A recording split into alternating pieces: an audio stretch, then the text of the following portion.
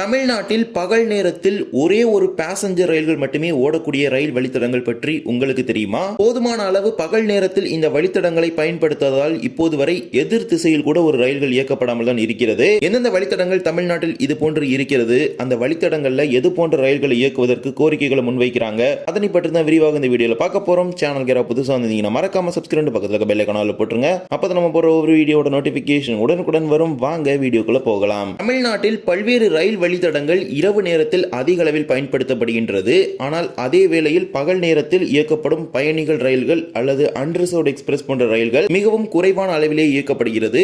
அதிலும் ஒரு சில வழித்தடங்களில் ஒரே ஒரு ரயில் மட்டுமே இயக்கப்படுகிறது. கொரோனா காலகட்டத்திற்கு பிறகு 200 கிலோமீட்டருக்கு மேல் ஓடக்கூடிய பல்வேறு ரயில்களை பார்த்தீங்கன்னா பேசஞ்சர்ல இருந்து எக்ஸ்பிரஸ் மாத்திட்டாங்க.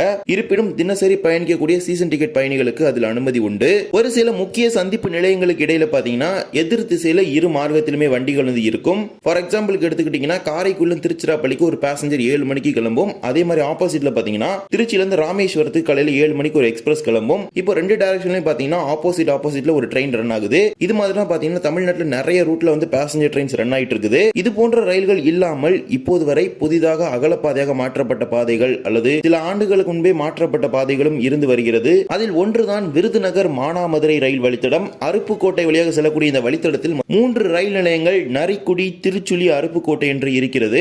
இந்த ரயில் வழித்தடத்தை பொறுத்த வரைக்கும் வாரத்தில் 6 நாட்களுக்கு மட்டுமே பேசஞ்சர் ரயில் இருக்கிறது. காலை நேரத்தில் விருதுநகரிலிருந்து காரைக்குடி வழியாக திருச்சிராப்பள்ளி செல்லக்கூடிய பேசஞ்சர் ரயிலும் மீண்டும் அதே ரயில் இரவு நேரத்தில் இந்த வழித்தடத்தை கடந்து விருதுநகர் வரை செல்கிறது. இந்த 2 ரயில்கள் மட்டும்தான் இந்த வழித்தடத்தில் பகல் நேரத்தில் ஓடக்கூடிய ரயில்கள். இதை தவிர்த்து இந்த வழித்தடத்தில் எந்த ஒரு பயணிகள் ரயில்களுமே கூடுதலாக கிடையாது. காலை ஒரு ரயில் சென்றால் மீண்டும் அந்த ரயில் மாலை தான் வரும். அது போன்றுதான் இந்த வழித்தடம் இருக்கிறது. இதற்கு கூடுதலாக மதுரையிலிருந்து விருதுநகர் வரை ஒரு பேசஞ்சர் ரயிலை அருப்புக்கோட்டை மானாமதுரை மார்க்கமாக இயக்க வேண்டும் என்கிற ஒரு கோரிக்கையை இந்த பகுதி மக்கள் முன்வைக்கிறாங்க. மதுரையிலிருந்து காலை நேரத்தில் புறப்பட்டு விருதுநகர் சென்று விட்டோம். மீண்டும் விருதுநகரிலிருந்து மதுரை மார்க்கமாகவும் இந்த ரயில் இயக்கப்பட்டால் இந்த வழித்தடத்தில் கூடுதல் பயணிகள் ரயில் சேவை என்பது கிடைக்கப்பெறும். இதே போலவே மதுரை போடி நாயக்கனூர் இடையான ரயில் வழித்தடம். இந்த வழித்தடத்தில் ஆண்டிப்பட்டி, உசிலம்பட்டி, வடபழஞ்சி, தேனி என்று 4 ரயில் நிலையங்கள் இருக்கிறது. இந்த வழித்தடம் புதிதாக அகலப்பாதையாக மாற்றப்பட்ட போது அறிமுகப்படுத்தப்பட்ட ஒரே ஒரு பயணிகள் ரயில் மதுரையிலிருந்து காலை புறப்பட்டு போடிக்கு செல்லும். மீண்டும் அதே ரயில் போடியிலிருந்து மாலை புறப்பட்டு மதுரைக்கு வந்து சேரும். இந்த 2 ரயில்கள் மட்டும்தான் இப்போது இந்த வழித்தடத்தில் இருக்கிறது. எதிர் திசை வண்டிகள் என்பது இந்த பாதையிலே கிடையாது. பல நாட்களாக ஒரு கோரிக்கைகளை அவங்க முன் வச்சுட்டு தான் இருக்கிறாங்க. போடியிலிருந்து காலை நேரத்திலும் மீண்டும் மதுரையிலிருந்து மாலை நேரத்திலும் போடிக்கும் ரயில்கள் இயக்க வேண்டும் என்கிற ஒரு கோரிக்கை அது இப்போது வரை நிறைவேற்றப்படாமல் தான் இருக்கிறது. ஒரு பேசஞ்சர் ரயில் வாரத்தில் 3 நாள் போடி சென்னை எக்ஸ்பிரஸ் இந்த ரயில்கள் மட்டும்தான் இந்த பாதையில் இயக்கப்பட்டு வருகிறது. இதே போலதான் புனலூர் செங்கோட்டை இடையான ரயில் வழித்தடம். தென்மலை வழியாக மலைப்பாதையில் செல்லக்கூடிய இந்த பாதையில் புனலூருக்கு எதிர் திசையில் கொல்லம் வரை அதிகளவிலான ரயில்கள் இயக்கப்படுகிறது. அதே போலவே செங்கோட்டைக்கு மறுமார்க்கத்தில் தென்காசி, திருநெல்வேலி, ராஜபாளையம், விருதுநகர் மார்க்கத்திலும் அதிகளவிலான ரயில்கள் இயக்கப்படுகிறது. இதற்கு இடையில் உள்ள இந்த புனலூர் டு செங்கோட்டை ரூட்ல மட்டும்தான் போதுமான ரயில் சேவை என்பதே கிடையாது. ஒரே ஒரு ரயில் குருவாயூர் மதுரை எக்ஸ்பிரஸ் ரயில் மட்டும்தான் இந்த பாதையில் இயக்கப்படுகிறது.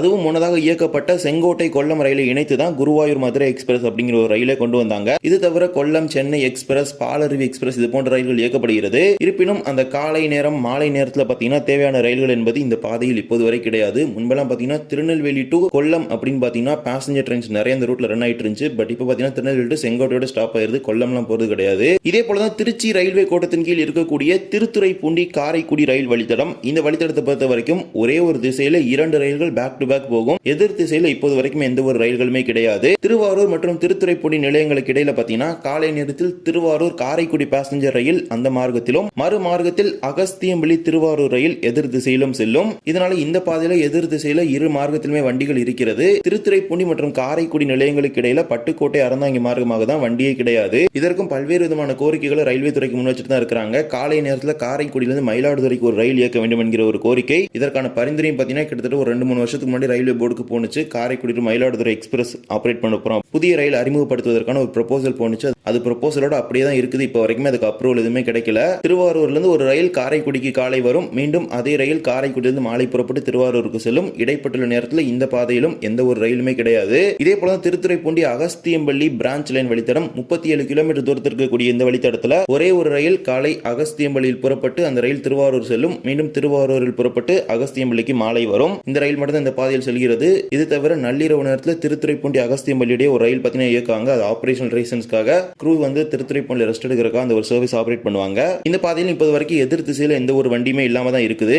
இதே போலதான் திண்டுக்கல் திருச்சிராப்பள்ளி ரயில் வழித்தடமும் வழித்தடமும் ஒரு திசையில் மட்டுமே பேசஞ்சர் ரயில் இருக்கிறது. எதிர் திசையில் இப்போது வரை எந்த ஒரு ரயிலுமே இல்லாமல் இருக்கிறது. திண்டுக்கல்லிருந்து திருச்சிராப்பள்ளிக்கு காலை நேரத்தில் ஒரு ரயில் செல்கிறது. மீண்டும் அதே ரயில் மாலை புறப்பட்டு வரும். இடையில் பாத்தீங்கன்னா எந்த ஒரு பேசஞ்சர் ரயில்களுமே கிடையாது. பகல் நேரத்தில் செங்கோட்டை, மயிலாடுதுறை இது போன்ற ரயில்கள் இருக்கிறது. இருப்பினும் காலை நேரத்தில் திருச்சிராப்பள்ளியிலிருந்து அந்தியோதயா இன்டர்சிட்டி அப்படின்னு 2 ட்ரெயின்ஸ் பாத்தீங்கன்னா பேக் டு பேக் திண்டுக்கல் டைரக்ஷன்ல கிளம்புது. அதுக்கடையில பாத்தீங்கன்னா பேசஞ்சர் ட்ரெயின்ஸ் எதுவும் கிடையாது. அதே நேரத்தில் திண்டுக்கல் டு மதுரை எடுத்துக்கிட்டீங்கன்னா திண்டுக்கல் டு மதுரை ஒரு பேசஞ்சர் ரன் ஆகுது. ரிட்டர்ன் டைரக்ஷன்ல பாத்தீங்கன்னா Madurai to Coimbatore express run ஆகுது. சோ இது ரெண்டுமே பாத்தீங்கன்னா எதிர் திசையில போகக்கூடிய ஒரு வண்டிகள் மாதிரி இருக்குது இந்த ரூட்ல.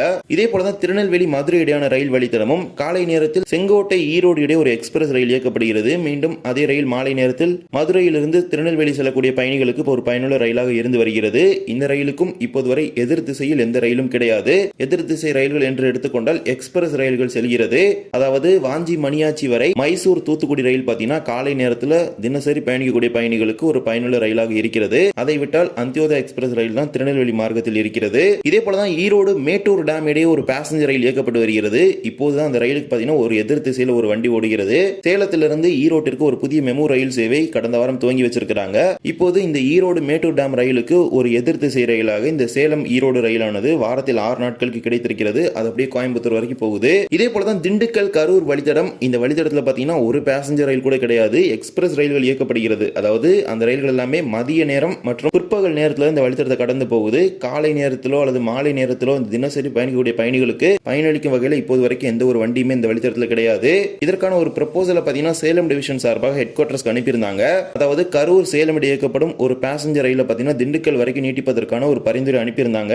அது என்ன ஸ்டேஜ்ல இருக்கு அப்படிங்கிறது இப்போ வரைக்கும் தெரியல. மேபி அதுக்கான அப்ரூவல் கிடைச்சிச்சுன்னா காலை நேரத்தில் திண்டுக்கல்ல இருந்து கரூர் மார்க்கமாகவும் இரவில் கரூர்ல இருந்து திண்டுக்கல் மார்க்கமாகவும் வருவதற்கு ஒரு ரயில் சேவை கிடைக்கும். இவ்வாறு தான் தமிழ்நாட்டில் ஒரு சில வழித்தடங்கள்ல பாத்தீங்கன்னா பகல் நேரத்தில் போதுமான ரயில் போக்குவரத்து என்பது இல்லாமல் இருக்கிறது.